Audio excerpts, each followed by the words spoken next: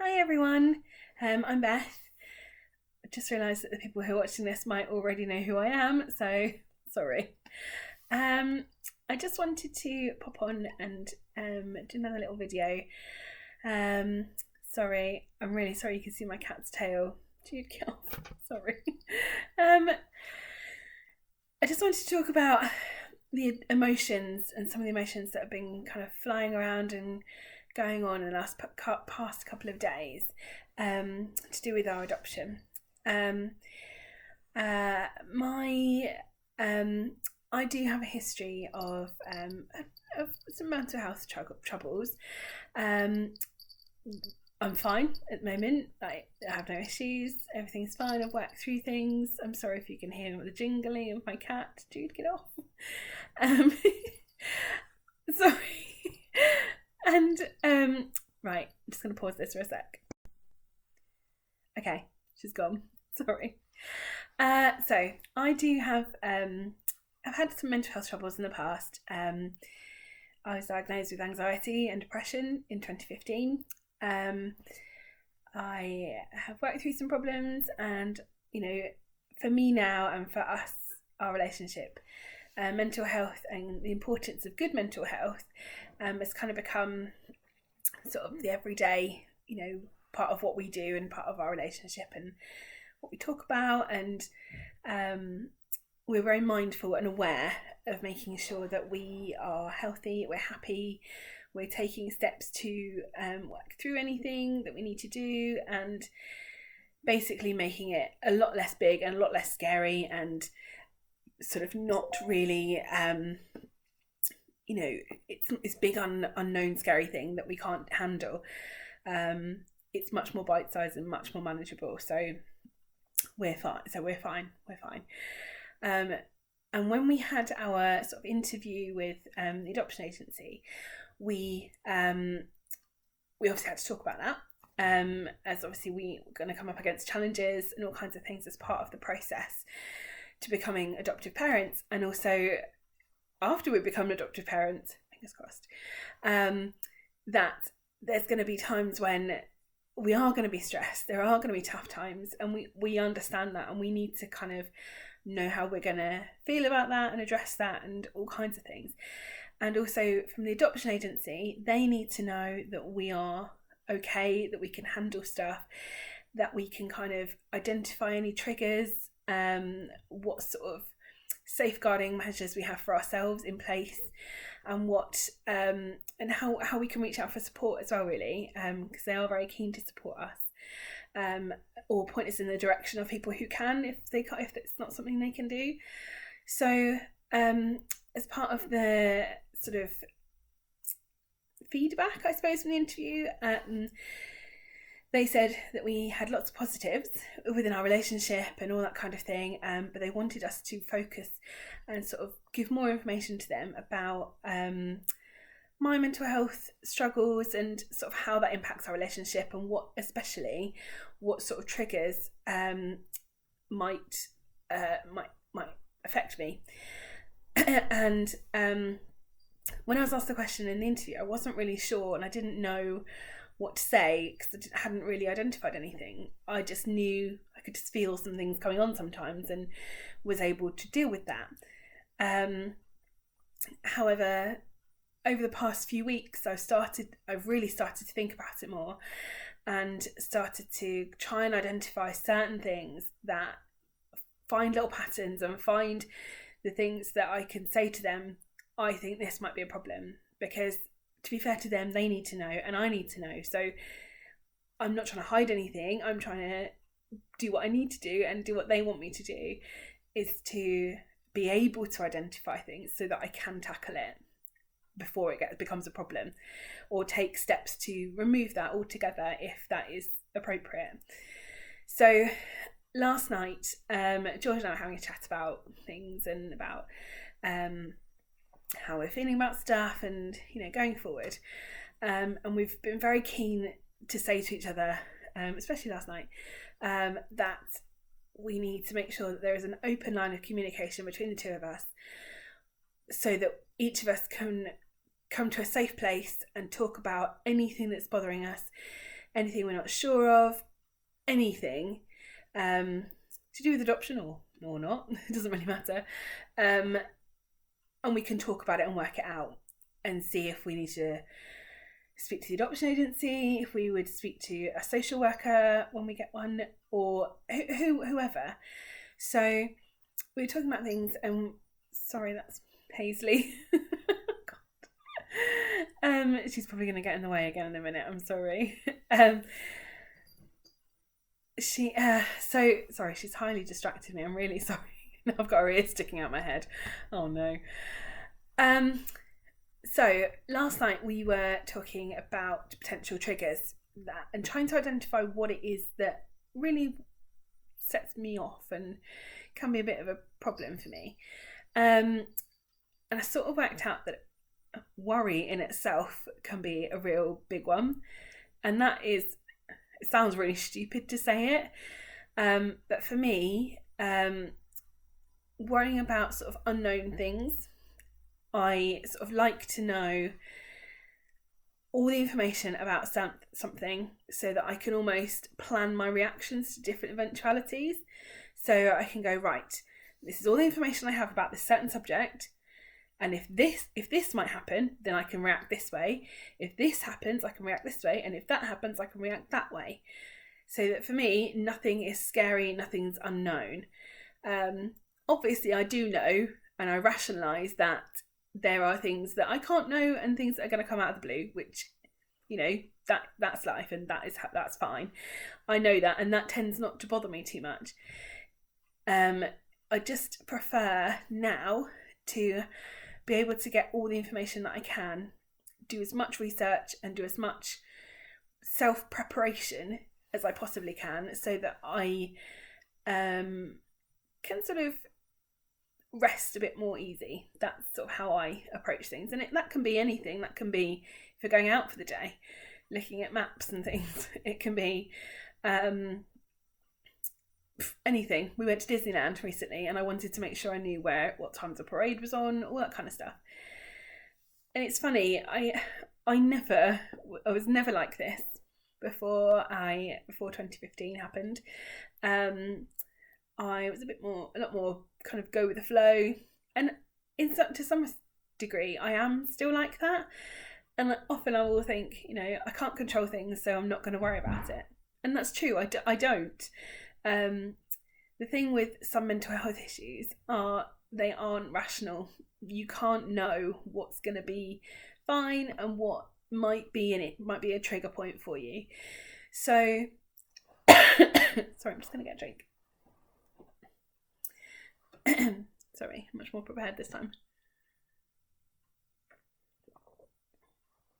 So I tend to find that just by being able to do some research and know as much as I possibly can about something, that helps me. And I think because the adoption agency have asked me to kind of identify these things, I've already set that planning going, and I've already started to look at myself quite analytically and sort of try and gauge what answer I can give them. So when I was talking with George last night, he is much more reactive. So he said that he is being a lot more cautious and wanting to see what the process presents him with, and then he can react to that. Whereas I've been saying that I would prefer to be much more proactive, do a lot of research that I can possibly do, and sort of in a way show that I'm preparing myself for looking after a child, for any of the troubles or whatever trauma or anything they bring with them. I'm prepared to stand up for them and be that person that fights their corner. So I want to be a lot more assertive. I want to be ready, really ready. And that for me involves doing research and knowing what I'm going to be faced with. So it's funny how the two of us have come from two different angles, but we're kind of meeting in the middle and meeting at the same point. And in a way, the two different approaches sort of complement each other in a way, because one person is doing all the research and sort of going, all right, okay, this is what we need to know. And the other person's going, but let's take a step back, let's see what happens. And I said in my last video that I wanted to trust the process, and I genuinely really mean that. I really do want to trust the process, because I've never done it before, George has never done it before, so it's really important that we do that. But within that, I think it's important that I show myself, my family, my friends, George, and the adoption agency that I am really wanting to prepare and do everything I can, be on the ball, be as assertive and proactive as I possibly can to kind of keep this process going as quickly as possible, and make sure any hold-ups are as little as possible, but also just show that I will take that approach through life with a child as well.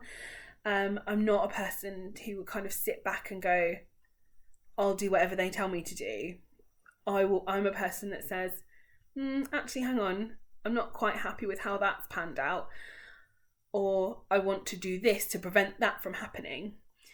We were watching a video from a lady called Amy, who is on YouTube. She's called Amy Vlogs, and she has very recently gone through adoption. And we've been following her, and we found her, oh my gosh, she's amazing, absolutely amazing. She is so on the ball, relays so much information. She just sits much like I am now, talking to the camera, and seems to have this wealth of knowledge and this amazing memory of how everything went for them. They now have a child, and they're very happy, and all her accounts of everything are so good and informative and just really, really, really thorough. So she sort of inspired me in a way to talk about my own journey, just for myself or for anybody else that really wants to watch it. But it's really just for me and George and our child, I suppose, because we want to just document it, like I said before, and get excited about the whole process. So I salute you, Amy. I really do. I'm really sorry. I think I've got a cat fight going on outside with a neighbour. One sec. Sorry about that. We have a neighbour's cat in the garden, and the cats are going a little bit nuts. I think I was saying to Amy, thank you for inspiring us and inspiring me and giving us lots of confidence and a wealth of information. Thank you, and keep up the good work. Please do. So some of the other emotions that are coming from this adoption process might be a little bit more, I guess, sensitive, maybe is the word. I feel quite torn, because between wanting to get excited about it, as any pregnant mother might, and also not knowing whether I'm allowed to, because for whatever reason, because I'm not actually having a baby. I don't know what child I will have or children will have. We don't know if we'll get accepted. That's the biggest thing, I suppose. And that's the kind of goal we're aiming for at the moment. So there are a lot of hurdles for us to leap over before we even get a child. And it's kind of like we're not sure whether we're allowed to get excited. George is saying that he's not letting himself at the moment. I said, normally that's how I feel as well. I don't let myself get excited unless I'm certain something's happening. At the moment, I'm not certain that it's going to happen. I want it to happen, and we both want it to happen, but we don't know for certain if it actually will, because it's kind of out of our hands at the moment. However, I have also said this is the one experience that I do want to let myself get excited about, because I don't feel like I should miss out on that in some way, because any expectant mother would get excited about their upcoming baby, and and all the family would as well. So I kind of want to allow myself to look forward to having a child, and do start to put things in place if I want to. I said in my last video I really want to start decorating our spare room, but I do feel that is a little bit premature at the moment because we're so at the beginning, and I still get that kind of pang of in my stomach when I go through like the baby section in a supermarket or see lots of little gorgeous baby clothes and things like that, and not knowing if I'll be able to buy those, or if I'll be allowed to buy them, or if I'll need them, is still a bit of a toughie for me, really. So I do feel quite torn, but I do also feel really strongly that I want to enjoy this process. I want to learn about myself and I want to enjoy it. So that's kind of what I'm focusing on at the minute. I'm focusing on how I can do that. So I think at the moment it's a case of taking joy in telling our friends and family. We've done that for most of our friends and family now, and everybody is excited for us, which is really, really nice and been so encouraging and supportive. I know I say that word a lot, but they are, and that's so nice. It's so helpful to us and reassuring. I also want to take joy in their own excitement, so sort of making sure that we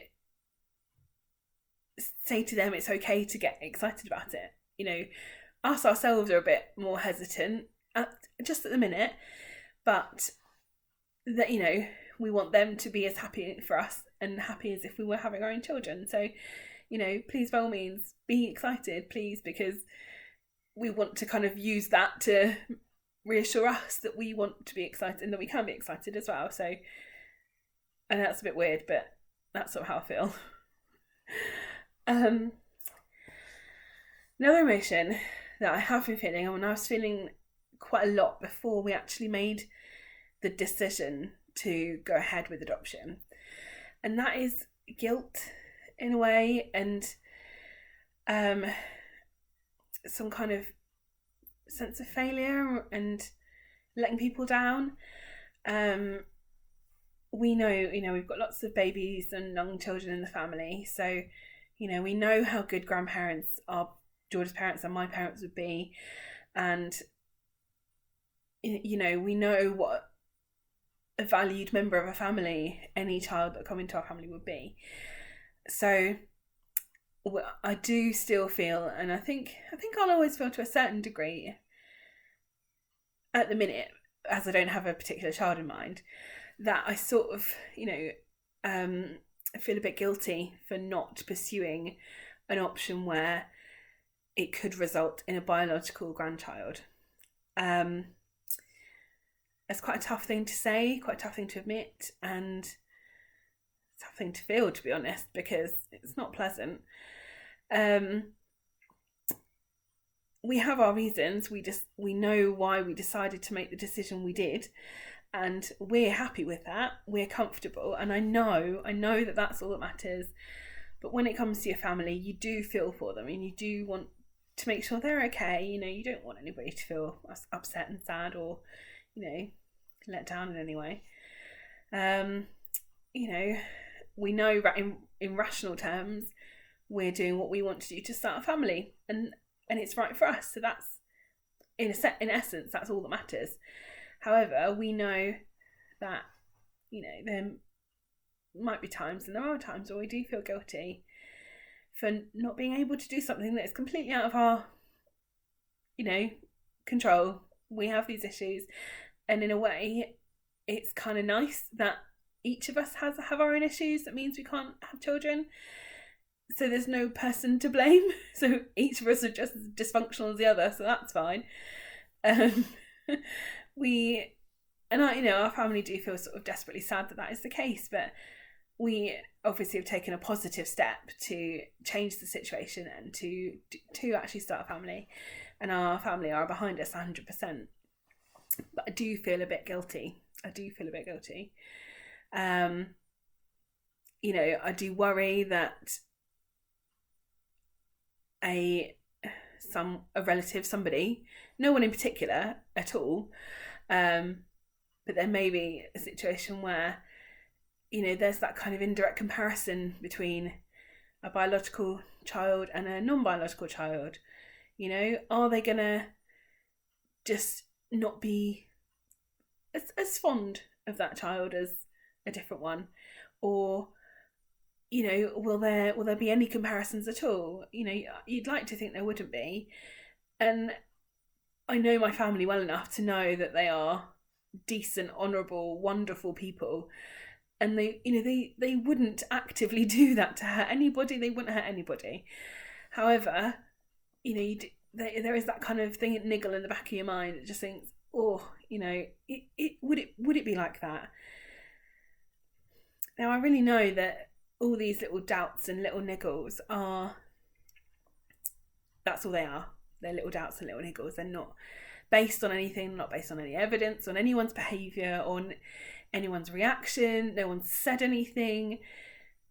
You know, it's just one of those little niggles. And because we don't have a particular child in mind that we've met, that we've bonded with, our family are bonded with, you know, it's all abstract. It's not relatable right now. So these thoughts and feelings are all flying around. We're having to analyse them. We're having to make sense of them all. And that's just some of them, really.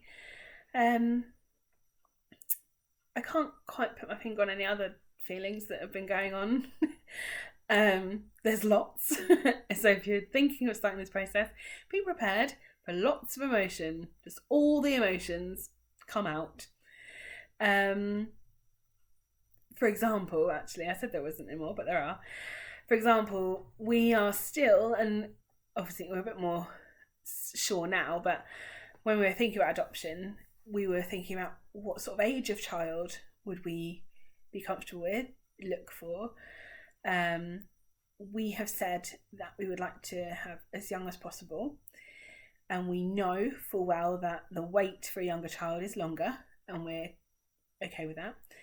And we obviously want the right child, and they want us as the right parents. So, you know, that's across the board, that's fine. We are open to having our minds changed. We may find that a certain child comes along that, you know, is not like that at all. But we have sort of said, at the moment, we want to go as young as possible. And I've sort of lost my train of thought right now. Sorry, I completely lost my train of thought. I've not really got it back. Sorry. I was talking about how we've said that we'd like to have a child as young as possible, and, you know, we're open to having our minds changed about that. At the moment, that's how it is. We may change. Because my brain has just had a massive brain fart and I can't quite remember what I was talking about, I'm going to leave the video there. I'm so sorry. It's all just gone to pot at the very end. I will do some more because for me, I'm finding it quite therapeutic and being able to just ramble on to nothing and get out a lot of crap that, you know, I'm thinking, feeling, talking about, doing, all kinds of stuff. So I will do some more videos. And if anybody anywhere is watching it, I'm sorry for rambling like a mad woman, and I'm sorry for forgetting what I was going to say. And if you've made it to the end of this, I hope you found something helpful or something relatable, maybe. Sorry for being an absolute buffoon and forgetting. I'll try and be more prepared next time. Bye.